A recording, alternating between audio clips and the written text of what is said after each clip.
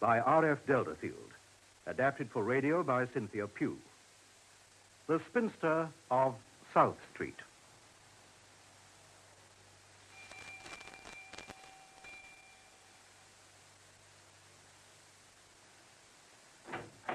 Yes, madam? Ah, Temperance. Is my niece asleep? Oh, no, Mrs. Smith. Dr. Sutherland's in there reading a booklet to her. What sort of booklet? Oh, something about dysentery, ma'am. Oh, that fool of a doctor. What good will he ever do her? Oh, it isn't Dr. Sutherland's fault, ma'am. She threatened to get out of bed and fetch it if he wouldn't read it to her. Oh, she has been difficult today. Don't you think another doctor... Oh, what doctor exists that couldn't be coiled round her little finger in 2 minutes? No, Sutherland's the best of a bad job. At least he's one of us and in a position to shout at her. Take that tray away. Yes, and then help me to tidy the room. It isn't fit to receive cannibals, let alone cabinet ministers. Yes, ma'am.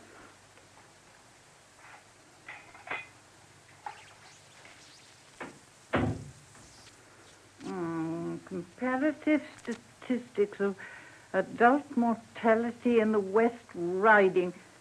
15% industrial workers never reach age of 37. 37. I wonder if she'll get that far herself. Ah, Dr. Sutherland. Good afternoon, Mrs. Smith. How is she? About the same. I had to read a chapter of Oriental epidemics before she'd even promised to rest. Oh, we can't let her burn herself out like this. Sometimes I wonder whether she'll burn us out first. Ever since she returned from the Crimea, she's been goading herself along the road to complete collapse. She can't go on indefinitely. That's what I used to say at Scutari. I remember coming ashore dog-tired and getting my first glimpse of her. She was helping one of the butchers perform an amputation. I had a physical shock when I saw her face. It was a living death's head. 6 hours later, I took some letters into her office. She'd been writing reports, 12 foolscap pages of them. I said to myself, she can't last a week. And that was over 2 years ago. Hello, here's Sidney Herbert's carriage. She ought to have had a long holiday immediately she returned. Instead of that, she posts off to Scotland to plague the Queen and Lord Panmure into starting a royal commission. She says the public are behind her now. In 6 months, they'd forget her. Fiddlesticks, they won't ever forget her. No, but I see what she means. Public opinion is her deadliest weapon, and time blunts it all too quickly. Dr. Sutherland, I believe you encourage her obstinacy. She doesn't need any encouragement, Mrs. Smith. I'm thinking she's the most pig-headed female God's made since he salted Lot's wife. Lord Herbert is below, ma'am. Very well, show him up. No, tidy up these papers. I'll bring him up here myself. Oh, here, Temperance, you've dropped one. Oh, what is it? Ground plan of proposed military hospital at Netley. Interested in hospitals, Temperance? No, sir. No, not really. They make for so much untidiness. By George, you're right. Besides, they stink. Not Miss Nightingale's hospital, sir. Oh, yes, Temperance, even Miss Nightingale's, for the first day or two. Don't want to be a nurse, I suppose? Lord, no, sir. I faint at the sight of blood. I expect Miss Nightingale did, until she saw it in torrents. Oh, no, sir. Miss Nightingale wouldn't faint. She's a lady. Besides, she's different. Different. Aye, that's it. Different. Come in, Sidney. Ah, John, delighted to see you. And I, you, Sidney. Welcome to the little war cabinet. Is that what they call us? Not us, Sidney. We're only orderlies. Is the Secretary for War really coming? Ultimately. Today he's sending Dr. Andrew Smith, Chief of the Army Medical Department. Smith is to discuss the agenda for next week's committee meeting. How does she do it?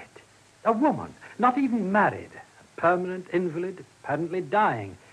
Yet she makes the most pig-headed old buffers in British politics dance attendance on her. I hope they know foreigners won't be present at the preliminary discussion. But surely there's no point in the meeting if Florence doesn't attend. I think there is. We'll get far more out of the Army Medical Department if they know there's a door between her and the conference. And what's a door to the Lady General? Tell me, Sidney, you knew her as a girl. Was she quite such a dragon then? Bless you, no. The power was there, the intensity. But they did something to her out there, John. She came back from Scutari tempered. Clear thinking, qualified in every way, but somehow so ruthless, ice-cold, bitter. You can't watch men die from sheer departmental inefficiency and hang on to your old standard of values, Sidney. You did, John.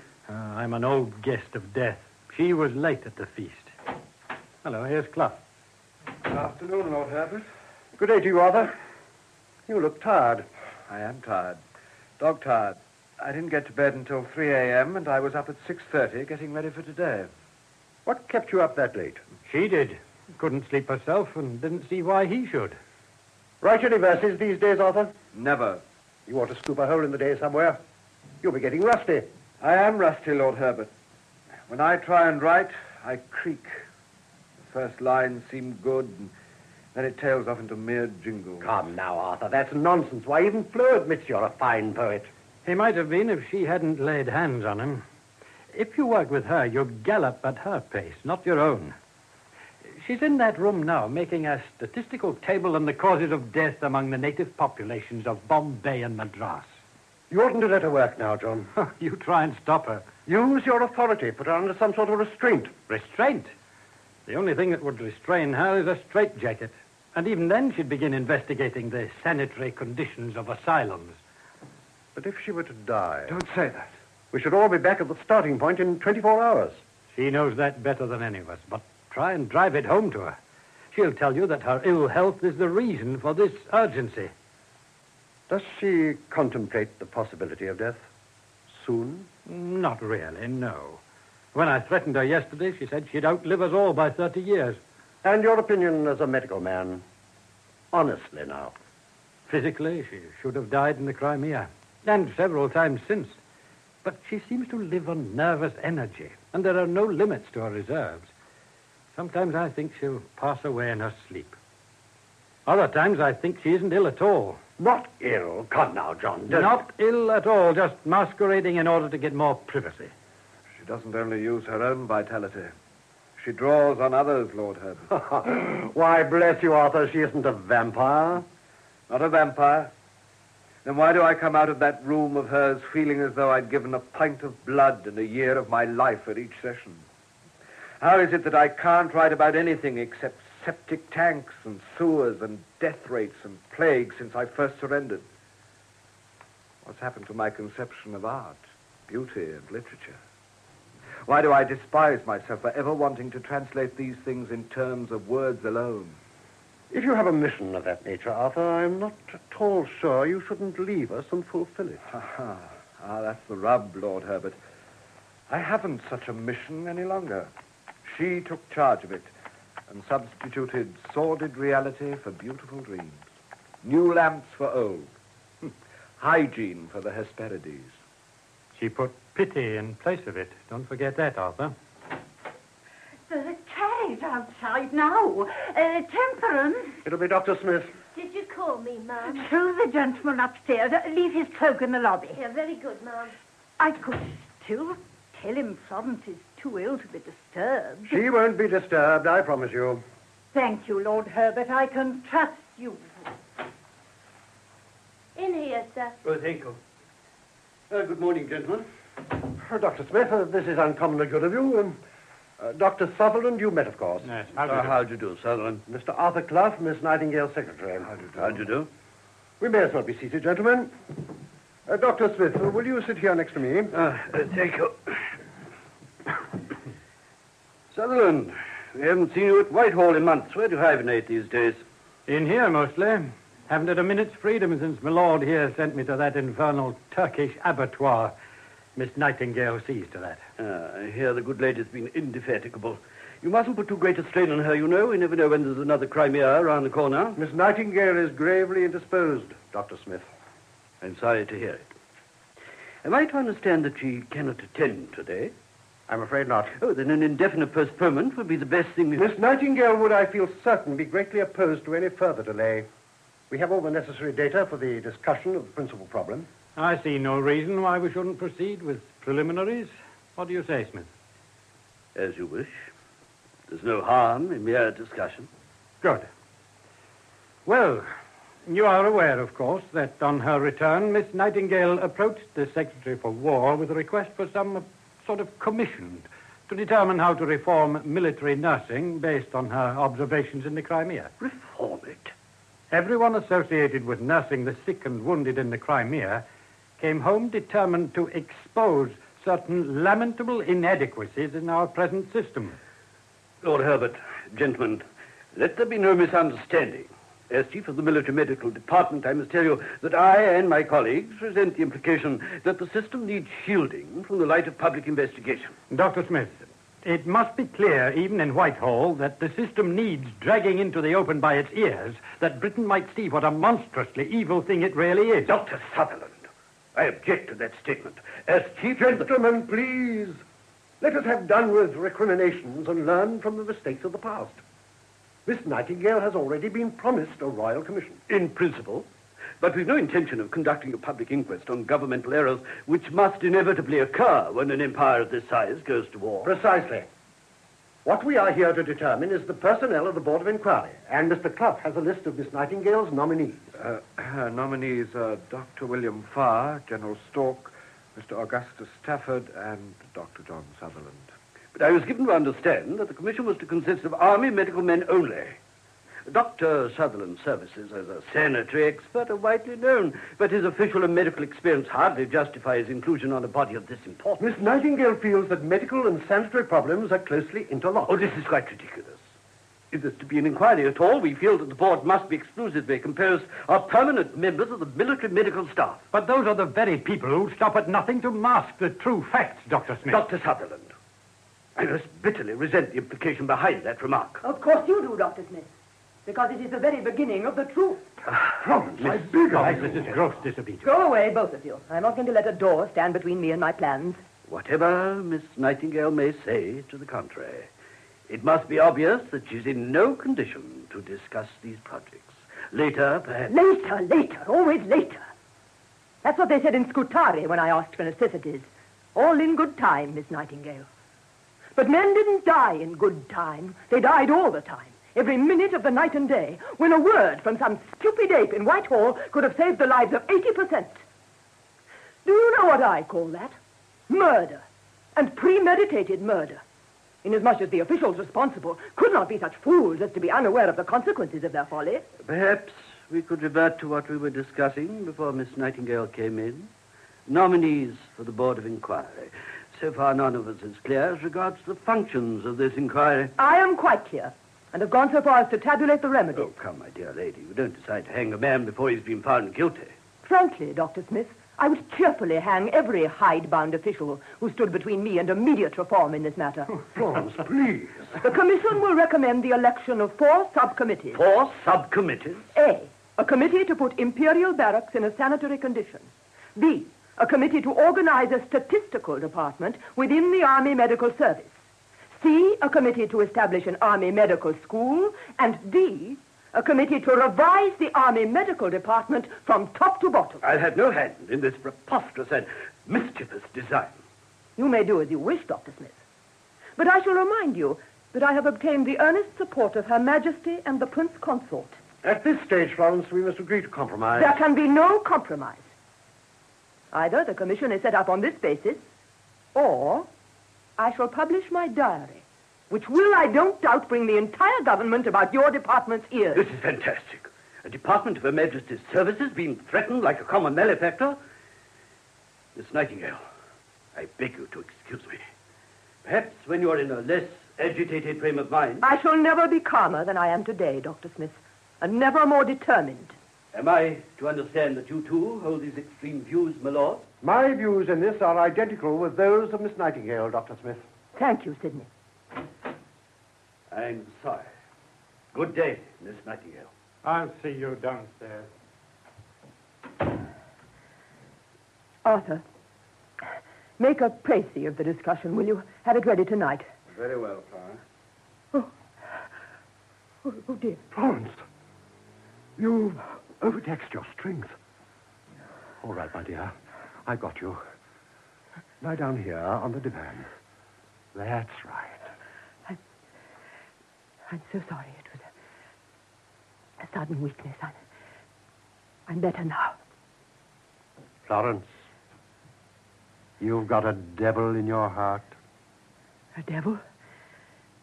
Perhaps, Sidney. But God put it there.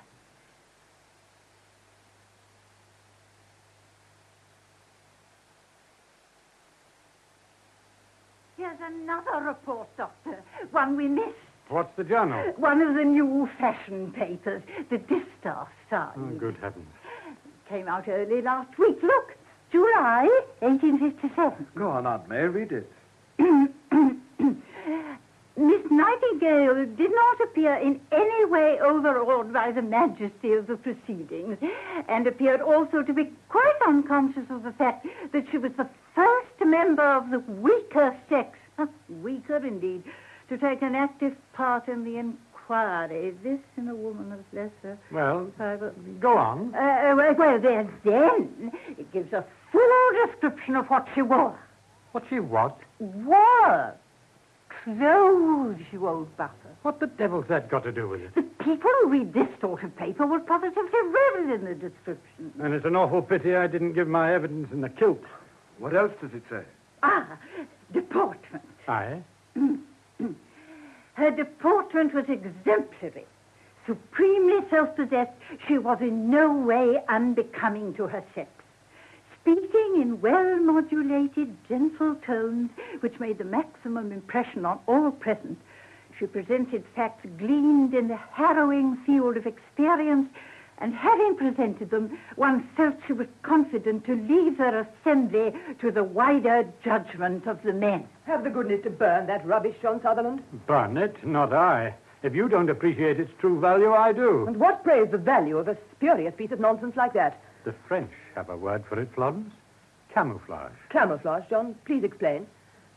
However much you may object, Florence, in the England of today, you will get further in the role of tender, submissive, inspired little woman than you can ever hope to get as an Amazon. Amazons, hoydens, if you like, are not fashionable. This is still outwardly a man's world. That's good advice, John. Thank you. Why are you holding your head like that, Arthur? It's my eyes, Florence. When employed on close work, they ache horribly. Indeed. We must get you spectacles. Hurry up with those proofs. I shall need them for Lord Herbert's inaugural committee meetings. Very well. Did you call on your mamma, Florence? No, I did not. Social calls must wait. I did, however, get all the information I required. On the infirmaries? Infirmaries? Oh, fiddlesticks. That paper's already at the printer. Oh. When did you correct the proofs? Last night, of course. Florence, that must have occupied you 3 hours. 1 hour and 3/4. There's nothing wrong with my eyes. But I forbade you to... Here are the final plans of the military hospital Netley on Southampton Water. By George, that's splendid. Judge for yourself whether they're splendid or not. If a building is erected on that plan, it will be Scutari in Hampshire. The fools. What have they learned? Sick and convalescent rooms without any more ventilation than a dungeon, and every patient's window facing northeast. These plans are passed, and the work's in hand. What can we do now? The Prime Minister shall tell us that. You'll be lucky if you get an appointment with Pam. His government's tottering, and he's got bigger fish to fry. Sydney is bringing him here within the next half hour. Lord Palmerston coming here? Why not? But he's the Prime Minister. And if the care of the military sick is not the concern of the Prime Minister, Aunt May, I should like to know whose business it is. Very idea. Now, stop dithering, woman. Go and make yourself presentable for Pam. I'm not going to receive him. John and I will receive him. Arthur, take your work into the annex. Aunt May shall read out to you. You'll write more quickly. Very well, Florence. Good gracious, I almost forgot. There's a young woman downstairs waiting to see you. I won't see anyone without an appointment. Let her write like everyone else. She has written. You tore up her letter. She's called 11 times in 5 days. Oh, yes, I remember. A stupid notion to become a nurse. You had just such a stupid notion yourself not 100 years ago, Florence. I did, John Sutherland. But before I began to pester busy people, I trained in the profession to a certain degree of proficiency. Moreover, I prayed to God every night for guidance. Perhaps this young woman has done these things. Nonsense. I passed her in the hall. She was far too fashionably dressed to have prayed for anything but a handsome husband. Send her away, please, Aunt May. All right, I will. Poor Aunt May. You bully her unmercifully. When she needs it. She'd let any stage-struck hussy in here. Now I must pretty myself for the part, John. Ah, me. I sometimes say to myself, John Sutherland, how does it come that you submit to petticoat government half a century before your fellow countrymen? Dear John, you're a real help. You and Sidney. Aye, but I sometimes feel a bit worried over Sidney. He's looking very pale and sickly these days. Nonsense. All Englishmen with incomes over 2,000 a year have pale complexions. It's a statistical fact. I'll not argue about statistics with you, Flo. You've too big a start on a man. I'll away and help Arthur until Pam shows up. Very well, John. I'll send Temperance for you when he arrives.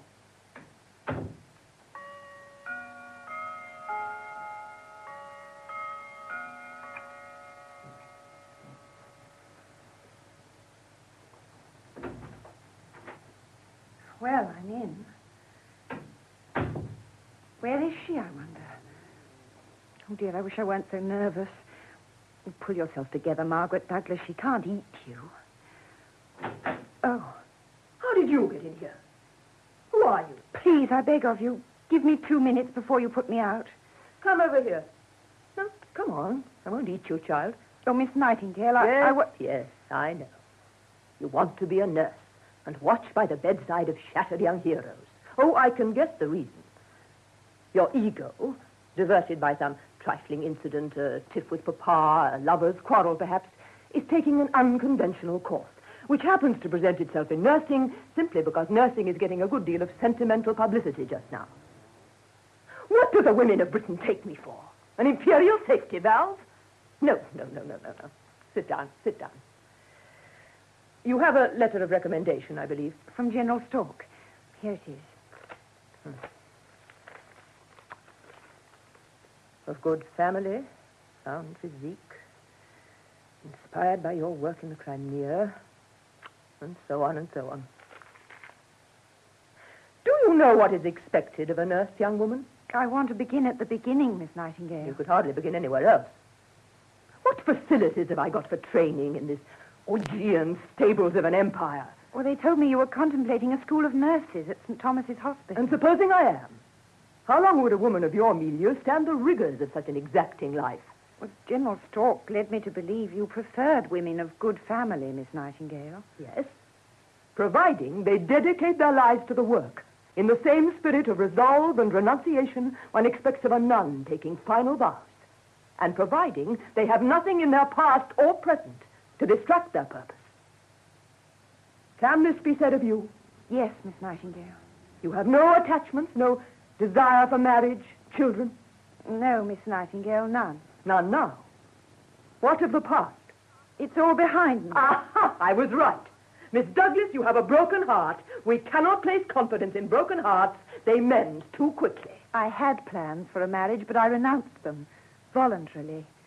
There was no quarrel, no obstacle, nothing to prevent a secure and conventional alliance. I put it aside. I defied my parents, my friends, my fiancé. I did it because I knew about you. Don't imagine I can't understand, child. I was 34 before I screwed up courage to fly in the face of convention. But I did it with my eyes wide open. I studied nursing in secret for years. You would find me equally indefatigable, Miss Nightingale. Yes, the spirit is willing enough, I can see that. But there's more required of the flesh than even an enthusiast could dream. Could you empty the slops of 500 verminous men every day for 6 months? Could you distract a man's attention while a surgeon sawed through the shattered bone of his leg?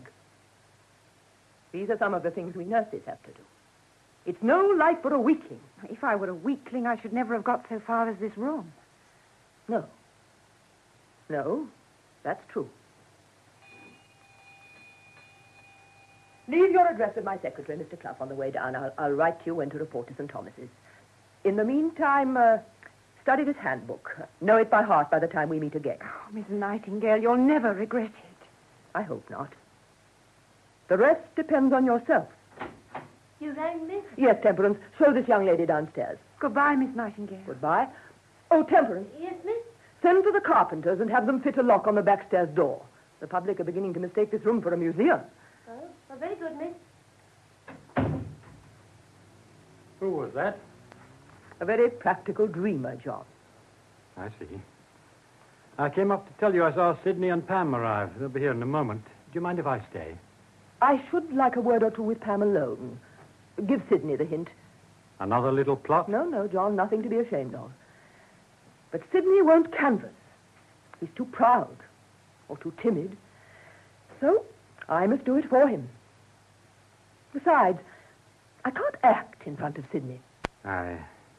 The Lord was having a nap when he let Sidney Herbert wed anyone but you. Dr. Sutherland, how dare you say such... Oh, excuse me, miss, but Lord Herbert is it with another gentleman. He says to tell you it's the Prime Minister. Show them in, Temperance. Lord Herbert is telling the truth. Oh, very well, miss.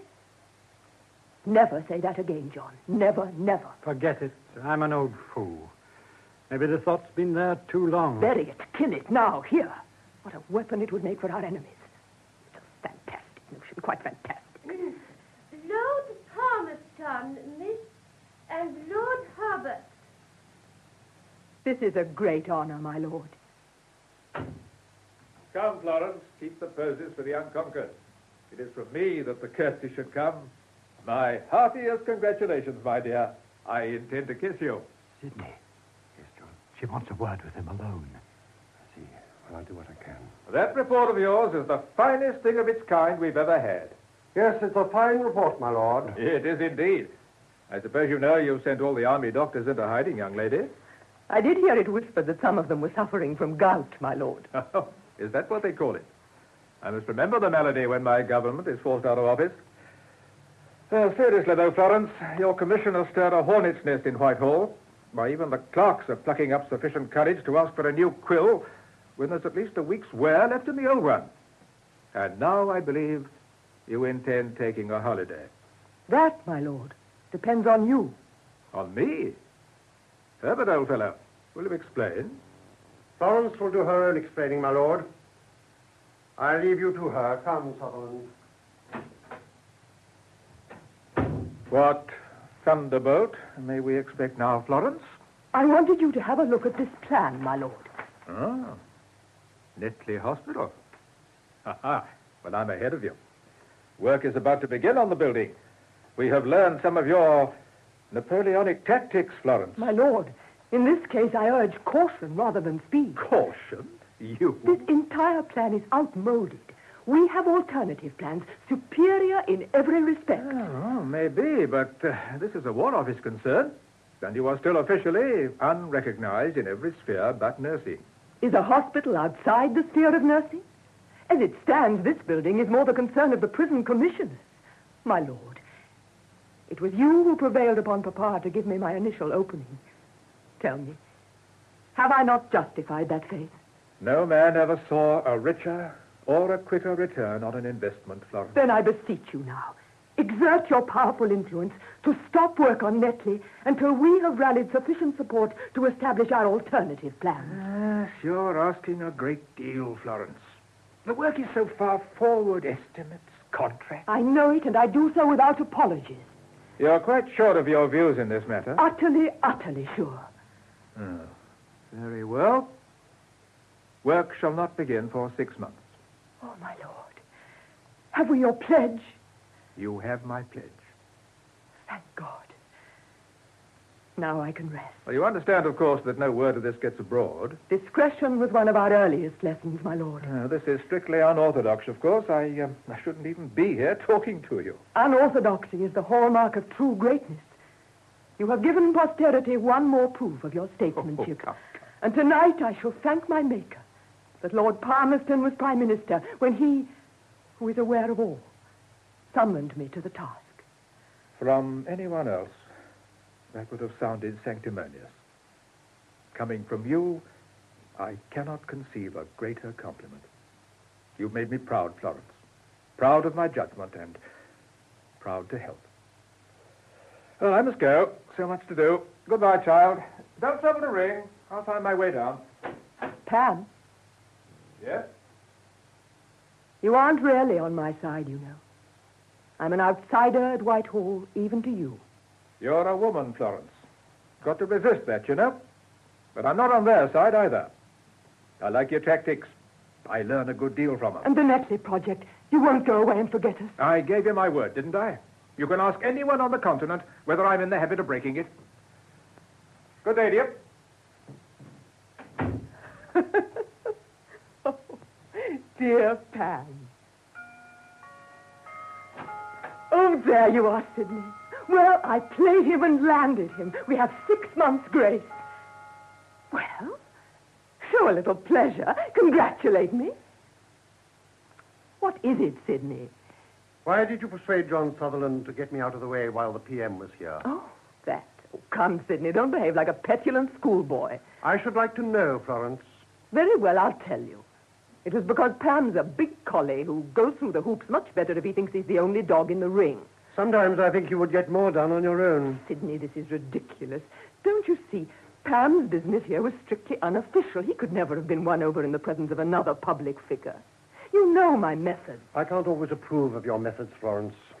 Because they are not in keeping with the accepted codes of behavior for a gently born woman, I suppose. No, not just that. Because backstairs politics have a habit of recoiling unexpectedly. It's sometimes better to work in the open. At least you know what you're up against. Come out into the open yourself, Sidney Herbert. This is a smokescreen to cover wounded vanity. No. Then why this carping? I hate to see you playing charades with a man. It isn't worthy of you, Flo. Why don't you go on being yourself like you were with the medical board? That was fire, spirit, nobility. So much better than the donning of these successive masks for one-man audiences. They are part of the play, Sidney. Believe me, I know what I'm about. I have to pretend to let men take the reins. Sutherland understands and approves. To John Sutherland, you're a brilliant commander-in-chief. To me, you're a woman, Florence. You see so much more than the others. To be truthful, that's why I saw Pam alone. I can't act when you're watching the play. I see. Don't change, will you, Sidney? I'll always be the woman of our partnership, Florence. What does it matter? We both know we shall arrive with a roll of drums that will echo around the world. Believe it, Sidney. We are the vanguard of progress, order, real civilization. And God's purpose is working through us. Dear Flo, why did God surround you by such little people?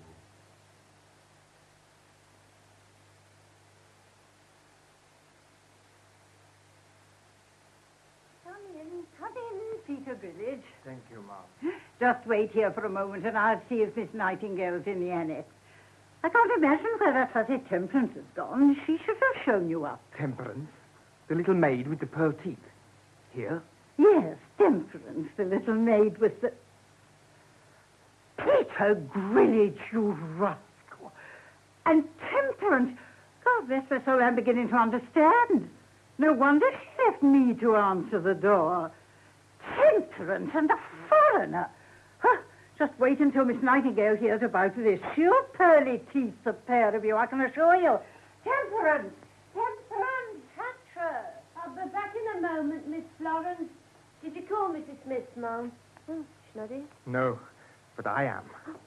Oh, my little Temperance. How dare you kiss me? How dare you? Miss Party, she sent me. She say, Peter tell Miss Florence I buy at shop. I know I see you if I come, so I whip horses all the way. Oh, Temperance. Peter, you mustn't kiss me. Well, not here anyway. Look, Miss Florence is in there dressing. Then we whisper. Oh, no, we don't. Now, listen, Peter. I mustn't stay here. Look, if Miss Florence caught me with you, I'd get dismissed. And I a shame into the bargain. Now, bigger boy, you stay here. I'll tell Miss Florence you've got a message from her sister. No. Oh. Peter not see us, Temperance. 1 to 3 months. Oh, I can see you later. Any time. You come back? Yes, I promise. Another kiss. Then I'll let you go for a little time. Oh, very well. Hurry up, then. is this? Oh, Miss Florence? Temperance, come back here at once. Yes, miss? Now then, will one of you have the goodness to explain this extraordinary scene? Miss Parthenope, she sent me to say she can't. Never mind my sister Parthenope, Peter Goodrich. What relationship exists between you and my maid? Not understand. Come, you understand me very well. Don't pretend I wasted my time teaching you English. Has he proposed marriage to you, Temperance? Marriage? Oh, Miss Nightingale. Come now, Temperance. From what I know of you, he certainly wouldn't have made that much progress without some sort of declaration of his intentions. Oh, Miss Nightingale. Oh, Miss Nightingale. It's intolerable, this mock modesty among English women of all classes. Peter Goodrich, I want you to tell me the truth. You understand what I mean by truth, don't you? Yes, Miss Nightingale. Very well, then. Do you intend to marry Temperance Hatcher, my maid? Peter, marry Temperance? Oh, good. Look, Mrs. don't know what he's saying. Oh, yes, he does, and you have every intention of hearing him say it, you minx. When did this attachment first manifest itself, and why wasn't I informed immediately? Oh, well, Miss Nightingale, it was when you went down to Embley Park in the autumn. First he wanted to learn how to speak properly. I felt sorry for him, being a stranger here and sort of tongue-tied. So I said I'd teach him, and I did try. I was foolish, I know, because he wouldn't listen to any of the proper polite talk. He kept making advances. I did try and restrain him, miss, but when I made him understand that you didn't go about it like that over here and he ought to be open and honourable about it, he wanted to marry me there and then and tell you everything, seeing as how you'd adopted him and was mother and father to him. What, so to speak, miss? That was very proper of him. Thank you, Peter. Tell me, Temperance, what prevented you from following such excellent advice? Oh, I didn't dare, miss. You coquette. Of course you'd have dared, but you enjoyed keeping the poor boy on tenterhooks. Peter, you shall marry her at once. I will arrange everything. But I haven't even thought it over, miss. Very well, think it over while Peter and I make the necessary arrangements. Now, where shall the ceremony be performed? Here or at Embley? At Embley, miss. It's not a pretty church. Very well. I'm glad about this. Very glad. You'll make him a good wife, and he seems to be much in need of one. Peter, did you understand that? Miss Nightingale says we can be married soon. Oh, Miss, I kiss your hand. No, Peter. Save your kisses for the bride. Oh, God bless you, Mum. Come on, Peter. Oh, sorry, Ma'am. Oh, one moment, you two. Let them go, Aunt May. They're made for one another. She'll make an Englishman of him in less than 12 months. Then you knew about it. I just arranged it, dear. They're going to be married at Embley. Married? When? How should I know? Can't they make their own plans? They'd be the first that ever did in this household. I can't bear untidy lives. That's why I'm approving of Parthenope's marriage when she calls here this afternoon. Parthenope to be married as well. Dear heaven, whatever next? When? To whom and why wasn't I told? Aunt May, don't be tiresome. Parthenope hasn't told me yet. Then how in the world did you ferret it out? I didn't ferret it out. Her fiancé told me himself before he proposed to her. It's a Harry Verney. Harry? Did he come here groveling for your permission? Of course he didn't. Formal permission was Papa's province, not mine. Then how do you know your sister accepted him? Well, of course she accepted him. She's older than I, and Sir Harry Verney is a man of some eminence, and greatly attached to my cause. Ah, I see, your cause. What other recommendations does he possess? He's a widower and middle-aged, but I see no reason why the match should not be quietly successful. Parthenope's carriage is here now, Aunt May. Be so good as to show her up. Temperance is in no condition to receive. Oh, why can't he leave normal lives? Why did I ever get entangled in this bedroom? Lord Herbert sent this letter round by runner from Westminster. It's urgent. Don't go, Arthur. Bad news? There's no answer. Get hold of Sutherland. Lord Herbert should be here himself soon. We meet in this room in 15 minutes. Very well, Father. Here's your sister. Hello, darling. Parthenope, my dear. You two will have lots to talk about. I'll get tea. No, Aunt May. It's very distressing. I'd set this afternoon aside for you, Parthie, but we've got an emergency cabinet meeting. But, Flo, it seems like years. Take tea with Aunt May, dear. Oh. I can only give you 10 minutes now. Oh, you look radiant, Parthie. Leave us, Aunt May, just for a few moments. I'll get tea then. I've a secret, Flo. I wanted a long talk. It's a big secret. Tell me. I'm to be married to Sir Harry Verney. I'm very happy for you, dear. But you aren't surprised. You ought to be. You're the very first after Papa to know. I know Sir Harry, Party, and I've a pair of sharp eyes. He's a very worthy man, and you'll make him a very happy one. Oh, dear. I suppose a thing like this seems trifling enough to you. You're so deeply immersed in much bigger things. There isn't any bigger thing than two people before God dedicating their lives to one another, Party. You don't mean that, Flo? I do mean it. What can be bigger or more natural or more hopeful than the final choice of a lifelong companion? Someone with whom to share the disappointments and battles that lie in store for all of us. What do those obstacles matter if they face two instead of one right to the very end? And you two weren't thrust at one another like so many women in our position. You found one another. That's as it should be, Party. The things you wanted were always so very different, Flo. Were they? Yes, you've never changed. With you it was always work, purpose, power. But I didn't want any of those things. Just a nice husband. Well, Flo, you went out and found your work. But a woman like me can't ask a man to marry her. Most of the women in our class do, in a nice way, of course. I can tell you now, Flo. I never could before. Well, Party? I was very jealous of you in the old days. Jealous of me, oh, Party. I was a wretched little thing in the old days. No, you were very beautiful, Flo. And all the men clustered round you at Papa's parties on the continent. I remember. Most of the clusterers were bearded philosophers who hummed and hawed over my oddities and went away mumbling weighty conclusions. Not all, Flo. There were young men, handsome young men. I'm perfectly satisfied with my road. I haven't any regrets. Of course not. Of course you haven't, Flo, darling. There it is. Tea for three. A nice, strong pot. I said not in here, Aunt May. Oh. You know I've a cabinet meeting. Party, I beg you to excuse me. I'm at a crisis in my fortunes. All right, all right. We'll have it in my room, then. You mustn't mind her, Party, dear. She's not well. Oh, I beg your pardon. Oh, come in, Doctor, come in. Party and I are about to be shown out. This way, Party, dear. Oh, very well, but I must say I think it's a shame. Sidney's here. I met him in the hall. Arthur Clough's coming up, too. Oh, here they are. Hello, Florence, my dear. Sidney, your message arrived 10 minutes since. Are you absolutely sure? Certain. Had it from Palmerston himself in the lobby. Work began again on Netley Hospital a week ago. Our alternative plans weren't even looked at. But I had his word of honor. This is a monstrous thing. I expect he had other things to think about. How can you find excuses for him when he gave his solemn word? He isn't altogether to blame. The army medical nabobs played every trick in the pack. And Pam's position in the House is getting weaker every day. His government won't last a month. Then there might be a chance with a champion in the new cabinet. Florence, face the facts. We've lost the battle of Netley Hospital. It's over. Too late even for a rearguard action.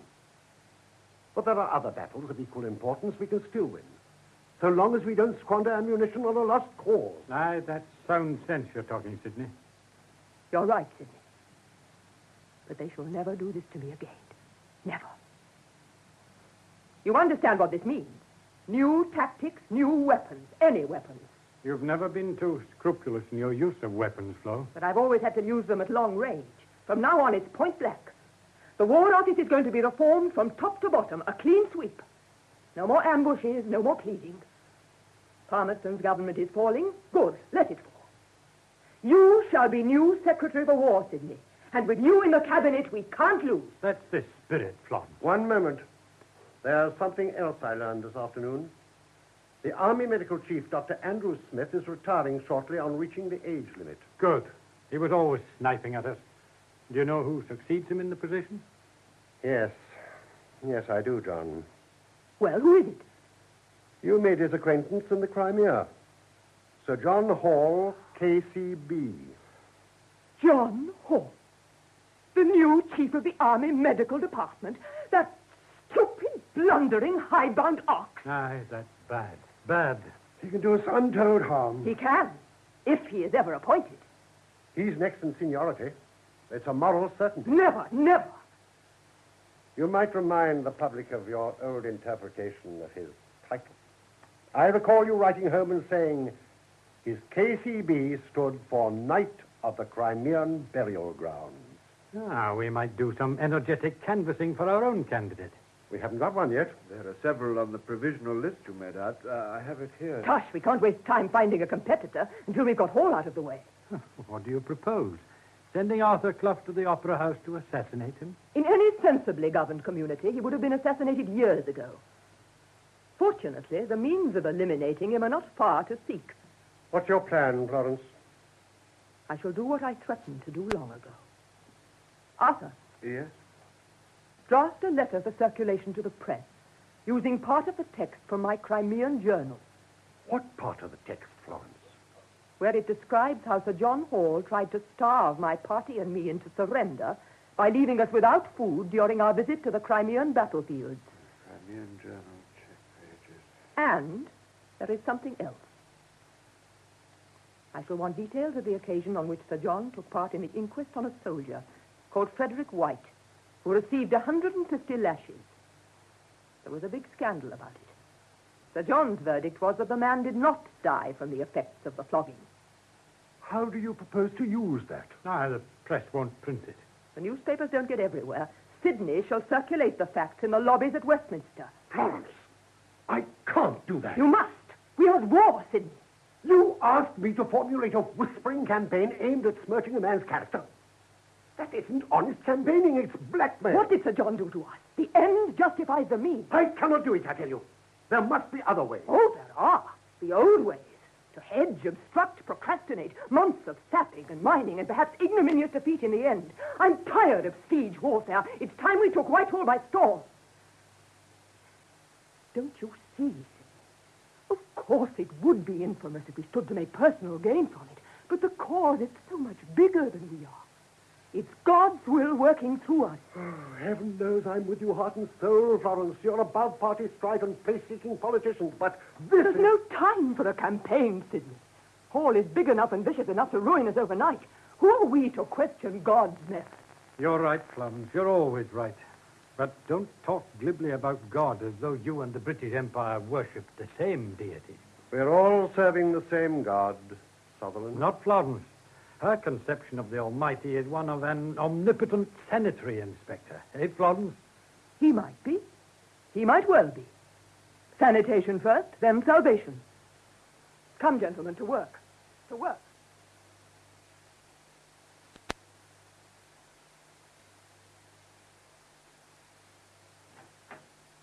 Thank you, Temperance. You might let Miss Florence know I'm here. Oh, I understand. I have to congratulate you, my dear. Oh, thank you, sir. And the wedding went off lovely. Good. Miss Nightingale even had it put in the papers. Look. Protégé of Miss Florence Nightingale wed. Echo of the Crimean campaign. Well, well, well, Temperance. Imagine you a married woman, married by the grace of God and Miss Nightingale. Oh, sir. Well, you'll be leaving us now, I suppose. Oh, no, sir. No, I couldn't leave her now. She's so busy. Oh, don't be stupid, woman. If you wait to catch her in a slack period, you'll be too old to have any children. Cut and run now while the going's good. Good afternoon, Doctor. Go and tell Miss Nightingale Dr. Sutherland's here, Temperance. Yes, ma'am. Well, have you made up your mind to tell her? Aye, but I'm not liking the task. Somebody must, and she'll take more notice of you than anyone. Is Arthur any better today? No, he's as ill as he can be. She's in there now, dictating to him. You'd best stay with me. My general news is none too good. Sidney Herbert's in poor shape. He's on his way to see her. We'd best get Arthur out of the way first. He's been looking worn out for months. He'll have to rest. Get that off immediately, Arthur. I'll finish the others later. Yes, Florence. And what can I do for you, John? Sidney's coming to see you this afternoon. Indeed. Is he in any new difficulty? He's very ill, Florence. Ill? He collapsed at a cabinet meeting this morning. He's been keeping himself going with brandy. What does this mean? He's got to relax. Relax? Now? He's no choice, Florence. Rubbish. This talk of relaxing. They said I'd no choice for years on end, and I heeded them no more than a field of chirping crickets. But did I die? You have enormous stores of nervous energy, and you feed on fanaticism. Sidney isn't a fanatic, just an ordinary individual subject to intolerable strain. Has he asked you to plead for him? No, he has not. He'd never tell you the truth. He's far too game. If you let yourself realize how difficult it was for a gentle creature like Sidney... Difficult? Great heavens, Dr. Sutherland. How dare you talk to me of difficulty? Of course it's difficult to coerce men like Ben Hawes, the permanent secretary, and the whole crowd of jacks in office down there in Whitehall. But Sidney is giving away too easily. Even Gladstone is bullying him over the estimates. Difficulties? What baby talk is this? Haven't we learned to expect difficulties? Well, I'll deal with Sidney when he arrives. Is that all you've come about? No, it isn't, Florence. We want Arthur Clough to take a holiday. Clough? A holiday? Has everyone lost their senses? It's not my idea, it's his wife's. She came round here to see me this morning. She's very concerned about him. What's the matter with him? I've noticed nothing. Beyond an even more pronounced inclination to lay down his pen the moment my back is turned. Florence, Herbert can speak up for himself, but I'm going to speak for Arthur. He's got to rest before it's too late. So this is a conspiracy? No, it's the dictates of common sense and nothing else. Open your eyes. What's an obsession to you is only an occupation to others. You call what we are doing an occupation. The reform of the entire War Office and the establishment of imperial medical and nursing services an occupation. We shall only lose ground if we kill off our front-rank fighters. That's what's happening to Herbert and Clough in front of our eyes. Listen to me, John Sutherland. I gave Arthur Clough the only useful job of his life. What was he when he came to me? A mooning poet, wrestling with his soul and making himself thoroughly miserable into the bargain. What Arthur Clough does with his soul is nobody's business but his own.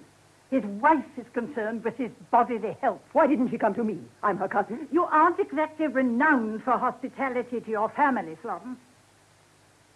Very well. Kindly ask Arthur to step in here, Dr. Sutherland. That won't help, Florence. Do as I say. Arthur, come in here a moment, old chap. Here we are, assailed left and right by every greybeard in petticoats down at that pestilential War Office. The whole structure of our reforms in the balance. And this is the time he wants to go gadding about in holiday garb. Ah, there you are, Arthur. They tell me you want a holiday.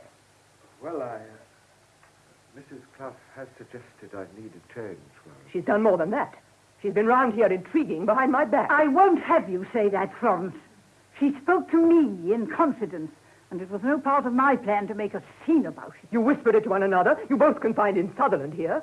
What else can you call such backstairs methods? Oh, this is intolerable. Please, I beg of you not to quarrel on my account. Hold your tongue, Arthur. Florence, I insist that you apologize to me and give Arthur at least 2 months' leave of absence. Later. I could go later. Later might be too late. My advice as a medical man is to go now, at once. But Florence may not wish me to... Oh, don't make me responsible. Go, by all means, if you feel your health is in danger. I'm no longer in charge here, it seems. But Oh, very well, then. I'll go and pack my things. I'm ashamed of you, Florence. That was cruel, callous, and most uncalled for. Here's Herbert. Do we have to have an encore? I should appreciate it if you left me to see Sidney alone. It'll give you more room to ply the lash. You think I can afford to expend a champion like Sidney? We should be lost at Westminster without him. We've got to face facts. He's nearer collapse than Arthur Clough. Then we must compromise. John, I beg of you, leave him to me. Sidney will die of shame if we stand round here discussing his health in front of him.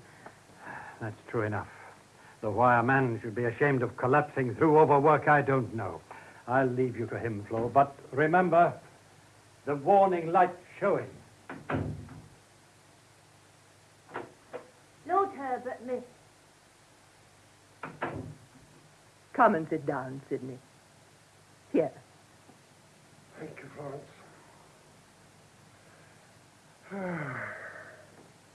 They told me you weren't well. Sorry, Flo. I'm letting you down badly, I'm afraid. You've never let me down yet, Sidney. I'm having to fight. All day, every day. Ben Hawes and his minions are at me like a pack of whippets. Even Gladstone. Hawes, Gladstone, how can they win in the end? What faith have they got that will carry them over and through every obstacle in the path as we've been able to advance from the beginning? I'm not being beaten by Gladstone and Hawes, Flo. I'm being beaten by an incurable disease. Haven't I proved there's no such thing? There isn't for you, Flo. But I'm made of softer clay. It's that very passivity of spirit among you and the others that is losing the battle, Sidney. You mustn't accept conditions, but make them. How many times did they beseech me to rest? How many times did I obey them? You have a single purpose, and by diverting every drop of heart's blood into the stream, you keep it moving. I can't do that, Florence. I've other demands upon such pitiful reserves as I possess. Then you admit it. Throw every ounce of your strength into the fight, and you could ride out the storm. But no, you don't do that. You fritter away your energy on other seductions. Seduction? Bless you, Flo. Would you call the simple demands of wife and home a seduction? Is the effort required to travel to and from the War Office a frivolous expenditure of energy? If these things impede us, they are. If our campaigns are to be pushed into the background. How can you say that, Flo, after all these weary years? You talk as though you regret them. You make me regret them when you humiliate me like that. Humiliate you? Sidney, no, never. I see your difficulty. You don't. You can't see anything but the whirlwind you ride upon.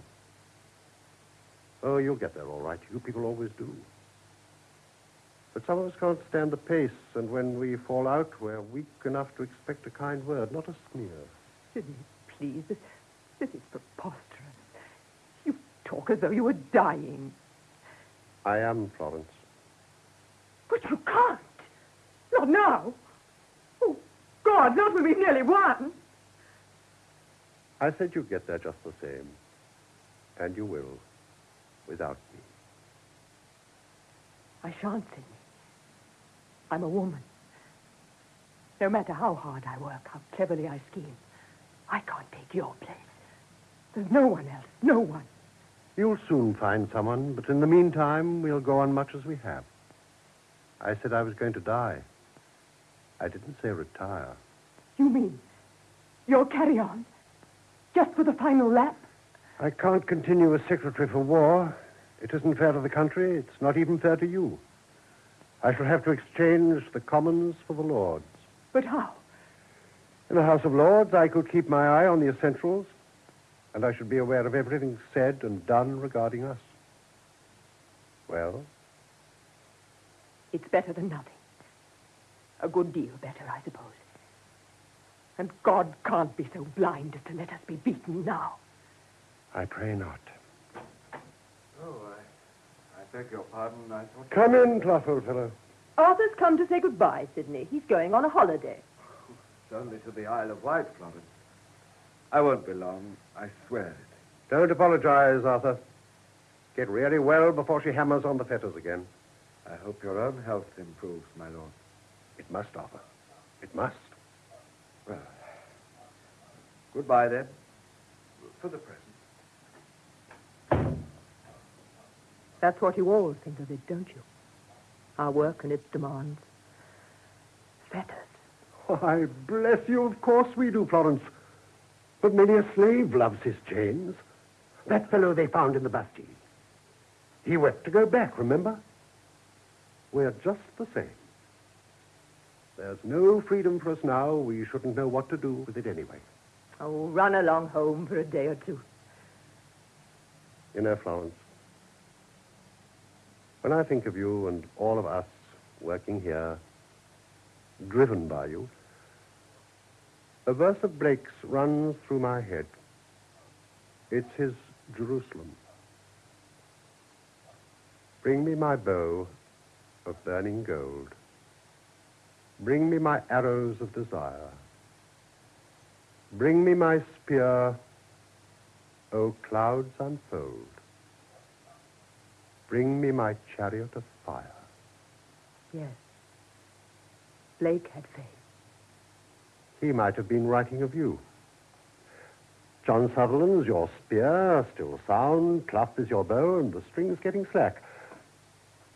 I'm your sword, going to sleep in your hand. No, Sidney. But you'll always drive your own chariot of fire right up to the throne of grace, and my word, blow. What a flourish of trumpets they'll blow for you. Let the work drive out bodily weakness, Sidney. Fight one more fight. The best and the last. Aye, Lady-in-Chief. The last, Florence. The best and the last.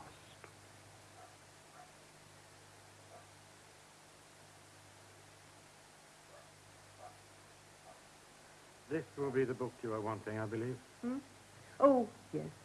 Thank you. Don't go, John. What is it then, Florence? I did you a great wrong. I'm sorry, John. I'm deeply sorry.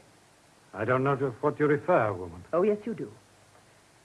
They asked you to join the Sanitary Commission to the Mediterranean. And I quite made up my mind you had accepted. Nonsense. I hadn't the faintest intention of going. But you wanted to and didn't because you wouldn't leave me. It was very generous of you, John.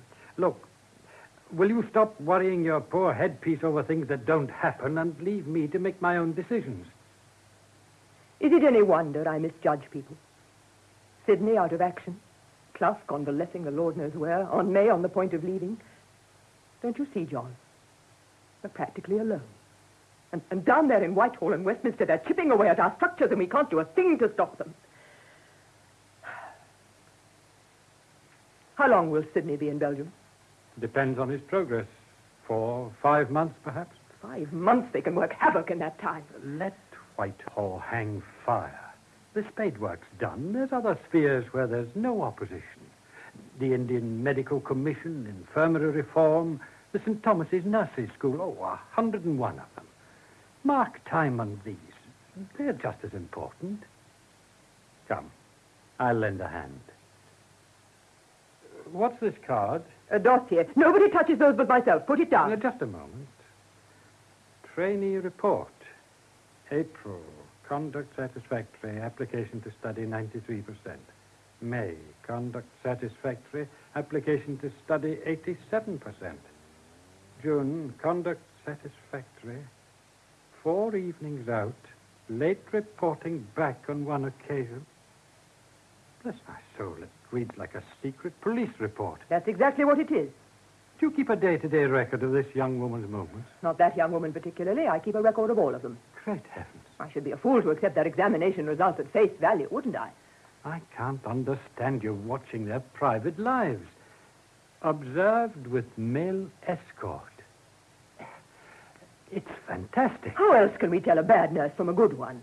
How are we to make selections when important positions are to be filled? This card is starred in red ink. Does that mean this nurse is earmarked for the gallows? That card is the record of Margaret Douglas, the girl who came here and begged me to enlist her.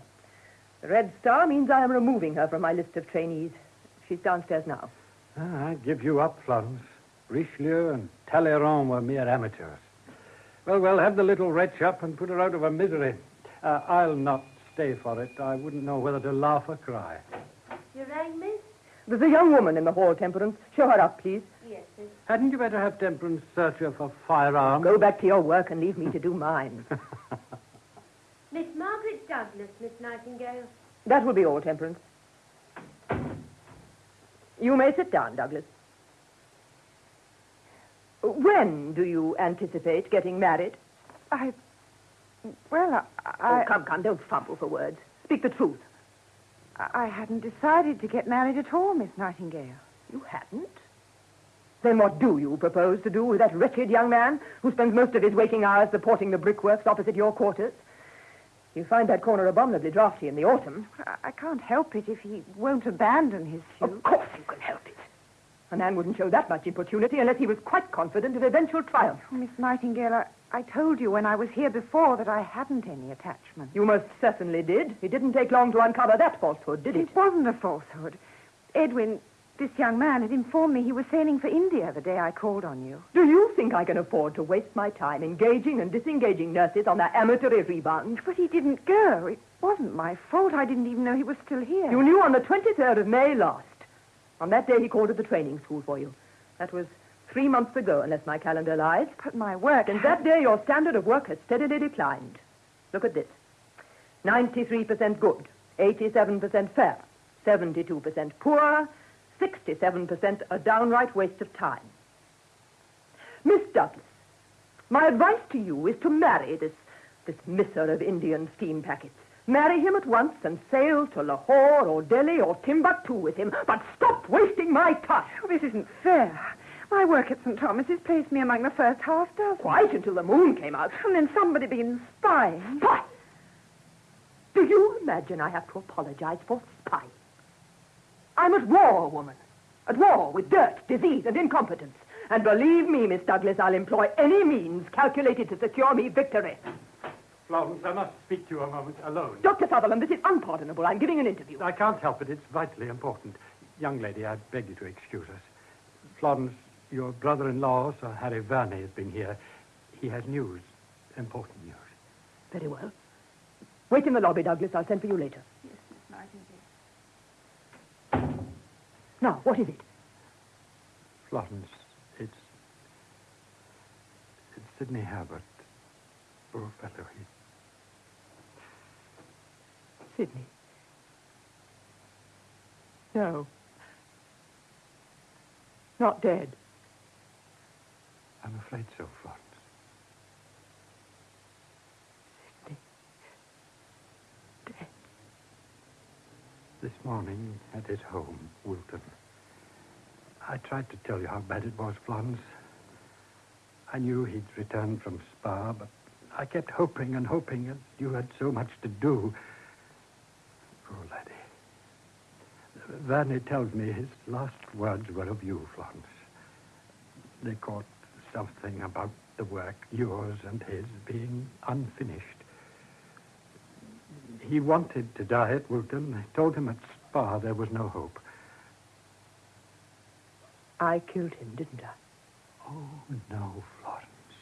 No, no. He lived for you. I killed him just the same. He wouldn't have gone on fighting another day if I hadn't driven him. Rest wouldn't have saved him, Florence. His disease was incurable, and he knew it.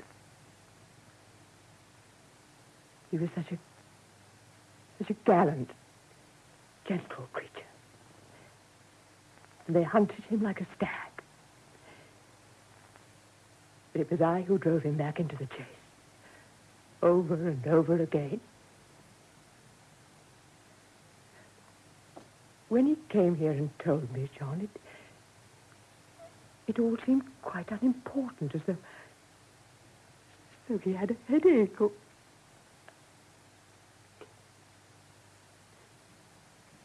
This is God's punishment.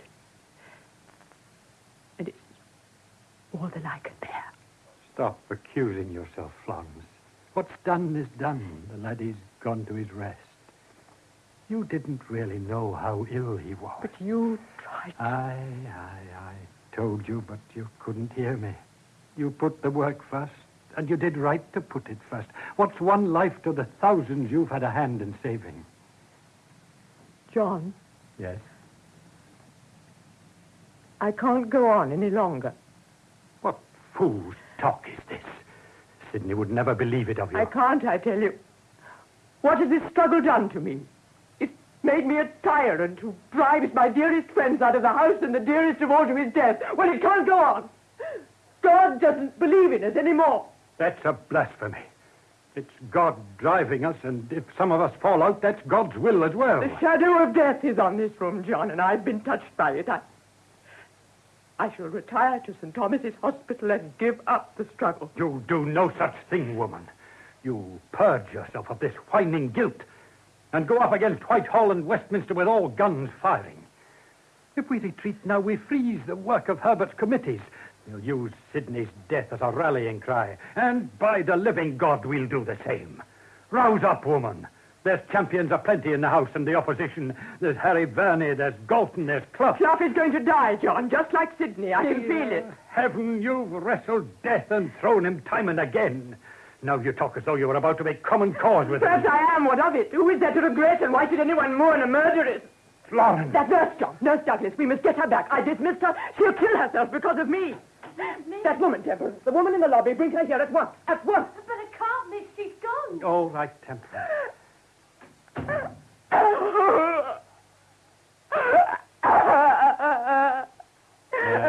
right, Florence. Weep. You're just a child again. And it'll do you a power of good.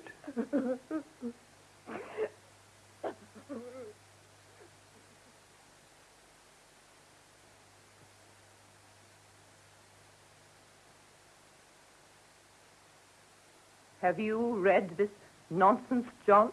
What's the matter now? According to this particular periodical, I've been dead almost a week. That paper was published 10 days ago, and Sir Harry Verney has already written demanding an apology. I don't give two straws about the rubbish they've written here. It's the correspondence the report has occasioned. The week before last, I was supposed to be dying, and the quack here offers to cure me of spinal paralysis in 10 days. He ought to be in my shoes for an hour or two. I don't find anything at all amusing in the fact that the entire country is swarming with charlatans of this type. I shall write a strong letter to the medical council. You're getting old and feeble. 20 years ago, you'd have had the man burned at the stake. Are you ready for your interview? Who is there to be seen? A matron from India. She says she's got some interesting reports, but won't give her name. Then she won't get an audience. Who else? Deputation from the Committee of the League for the Establishment and Extension of Women's Rights. Ring the bell. I won't keep them very long. Oh. Establishment and Extension of Women's Rights. Little did thee. Good God. What extraordinary clothes. I imagine that's what's called a bloomer suit. Huh? Our appointment was for 2:00. It is now nearly 3, sir. Here is our card. Miss Bellum and Miss Croot, representing the committee of... Thank you, Dr. Sutherland. Be seated, please. Thank you. Thank you. You wrote for an interview on the 21st of last month. We wrote 4 times in all, Miss Nightingale. Your movement is quite unconnected with nursing? Oh, quite unconnected, Miss Nightingale. Then why were you so anxious to see me? We consider we have a right to your moral support in our campaign. Is that all? No, Miss Nightingale, this is far from being all. We realize you're a busy woman, one of Britain's few busy women, if one excludes the millions of drudges condemned to devote their entire life to the slavish service of the opposite sex. But we felt also that you represented an ideal of womanhood as it might well be practiced in every civilized country, that you have been, and still are, a living example of what a woman can do if given the opportunity. Any woman. Any woman, Miss Nightingale. Many of the committee felt that you were hostile to our cause, Miss Nightingale, but I couldn't believe it. I've read and heard too much about you, and I volunteered to come and see you and ascertain once and for all whether it is true that... Well? Whether it is true that you didn't agree to women having equal rights. How do you propose to win those rights? By ceaseless agitation, Miss Nightingale, the same way as you won yours. That is less than a half-truth, young woman. Agitation, certainly I agitated, but first I did something practical. I served in the Crimea. That is known all over the world, Miss Nightingale. There is no Crimea today. But we are fighting to establish the right of entry into other spheres beyond nursing. And to that end, we must advertise ourselves and gain popular support. If you would grace our petition with your signature, Miss Nightingale. Petition? Do you think you can conquer an ageless tradition with a scrap of paper? Magna Carta was a scrap of paper, Miss Nightingale. Signed at the sword point, backed by force. Will your document frighten anyone? But you agree with us in principle. I do not. You violate every principle I ever cherished. It was never part of my policy to wrest the helm from the hands of the men. If women had controlled the cabinet when I instituted my earliest reforms, I should have failed on every count. Failed miserably and ignominiously. Miss Nightingale, I feel... No. You cannot turn yourselves inside out. The men like to flatter themselves that they are superior in intellect, that they are the lords of creation, and if it pleases them, let them hold on to that belief. It keeps them quiet, and we can get what we want by the exercise of the arts nature gave us for the purpose. Some of us, Miss Nightingale, are too proud to employ those subtleties. And some of us would sooner fail than employ them. Young woman, in those hideous garments, you would employ them in vain on all but the blind and the mentally deficient. Oh, come, Clara, we are wasting our time. They call you a great woman. Oh, what fools. How could a great woman say a spiteful thing like that? Now, come, Clara, we don't agree. Let us leave it at No, that. let her hear the truth. I'm not afraid of her. Do you think I enjoy wearing these masculine clothes? Do you think I don't like pretty things like any other woman? My child, control yourself. Don't you? Can't you see? This is a challenge. Clara, please. You don't really belong to us at all, not anymore. I shall never believe in anything again. Never. She's young. The young feel things. They've so much to learn. Good afternoon, Miss Nightingale. They've left their precious petition. That was a pretty scene, to be sure. I couldn't help overhearing. You shouldn't excite yourself over these trifles. Why see these people at all if they upset you? They don't all upset me, John. But I am tired now. I should like to sleep a while. You do that, Florence. I'll draw the curtains. Thank you, John. No more visitors. Go home. Presently.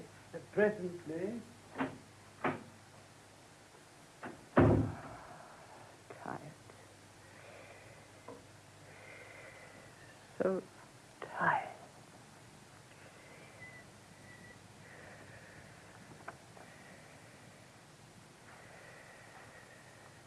Florence. Sidney? Yes, Florence. Why have you come again today? Because you needed me, Florence. You're angry with me, Sidney. No. Disappointed, then. You must be, or you wouldn't have come. I said I'd come when you called. I always have, Florence. I didn't call, Sidney. I ought to have long since, but I didn't. It was wrong of me. You did call, Florence, without even knowing it. Only you can bring me here. You know that. Sidney, that young woman, I was cruel and spiteful. There's no real harm done, Florence. Not as long as you know it. But it must have hurt you, Sidney. I'm always hurting you. No, Florence. You only hurt your image of me. That's all I am, you know. Nothing real. You're very real to me, Sidney. I'm glad. That makes me very proud. Oh, Sidney, how can you be proud of me? A stupid, arrogant, obstinate old woman. You must despise me for all my bad judgments and mistakes. I feel so wretched. You mustn't. That's why I came. You can't help making a few bad judgments in all you attempt. You'll go on making them. Bless you. How many did we make once upon a time? Don't mind the mistakes. It isn't those that make you wretched. It's Tell me. You must learn just to yield a little, an inch here, an inch there. Aim for your old standards, but don't hit so hard when others fall short of them. Keep adjusting your perspectives, Flo. Nobody can do that better than you if you'll only let yourself. Give. Give slowly, gracefully, and graft your policy onto the new world. It's such a different world from ours, Flo, and can't be forced into the iron hoop you sometimes try and use. Be firm, Flo, but pliant. Keep your splendid mind alert and open to new things. Not all of them are greedy and disruptive. Above all, be kind, Flo. Kind to the young and eager. Laugh at their enthusiasm and intolerance, but love them secretly for having these qualities. Remember always that it was these things you built upon. And please God, are still building. And is that all? That's all, Flo. Nothing else matters. Nothing at all. Are you going now, Sidney? Yes, Florence, I must. Why don't you always stay by me? I could do so much more. That cannot be, my dear. I belong to the past. You are the present and the future. But I'm never far away, you know. It'll be all right, Sidney. I swear it.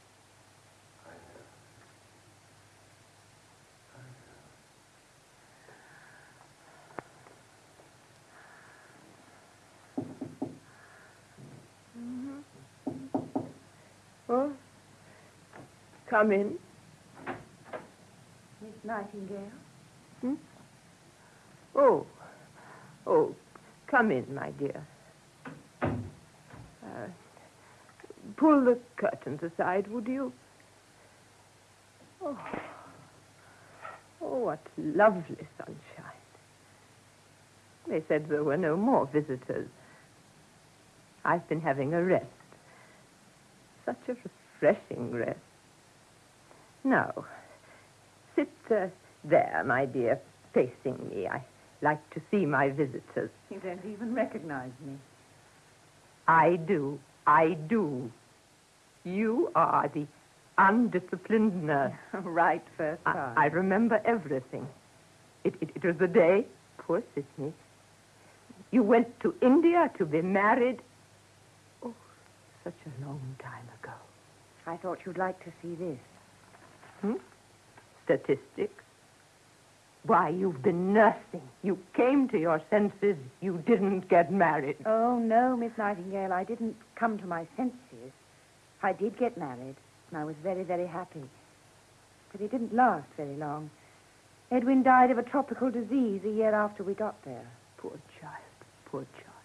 He died in a hospital. They weren't very good hospitals then. So I thought I'd stay and make them better. And that's what you would have done, wouldn't you? Tell me everything. I had a dreadful struggle to get on the staff. It was almost as though... Yes? Almost as though they'd never heard of you, Miss Nightingale. Fools. But it's different now. There's several of your girls in that hospital and dozens in Bombay, Calcutta, and Karachi. I want to hear more. You must stay to tea, to supper. John! Did you call me, Florence? I'm afraid I dropped off to sleep. Oh, bless my soul. How did she get in? She happens to be a matron with an analytical survey of tropical diseases in her reticule. Shame on you, John Sutherland. Go to sleep again. No. First ring for tea. This visitor is taking tea with me. And then... no. First, you must excuse me, will you? Something important. Those women's rights people, I want their address. 21 Temple Street West. Here you are. Ask Sir Harry to send it round to them. I've signed it. It can't do any harm. Are you out of your mind? After all you said to me... Take it, and don't argue with me, you old dunderhead. See that Sir Harry sends it off today. All right, I'll see to it. You're a silly, vacillating old woman. There's only one thing keeps me here dancing attendance on you, milady. It's the pleasure of being too old to care what I say to you. He's sweet, isn't he? I remember him so well. Dear, faithful John. Dying in harness. He isn't so frightfully old. They're all fearfully old. All but me, child. And I'll never be old. Never, never. Because every now and then, young things like you come back to me. Always just when I need you. And just when I think the torch is going out, it flares up again, right in my face, and makes me see how worthwhile it's been, and is been. How very, very worthwhile.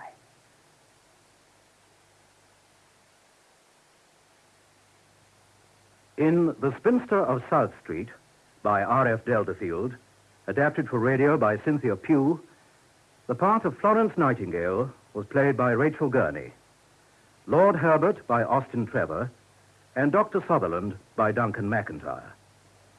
The rest of the cast was as follows: Aunt May, Hester Peyton Brown; Arthur Clough, Michael Spice; Temperance, Elizabeth Morgan; Lord Palmerston, Norman Claridge; Parthenope Nightingale, Margaret Ward; Margaret Douglas, Polly Murch; Dr. Smith, James Thomason; Peter Grillage, John Gray; Miss Croot, Barbara Mitchell; Miss Bellum, Sheila Grant. The play, which was recorded, was produced by Betty Davis.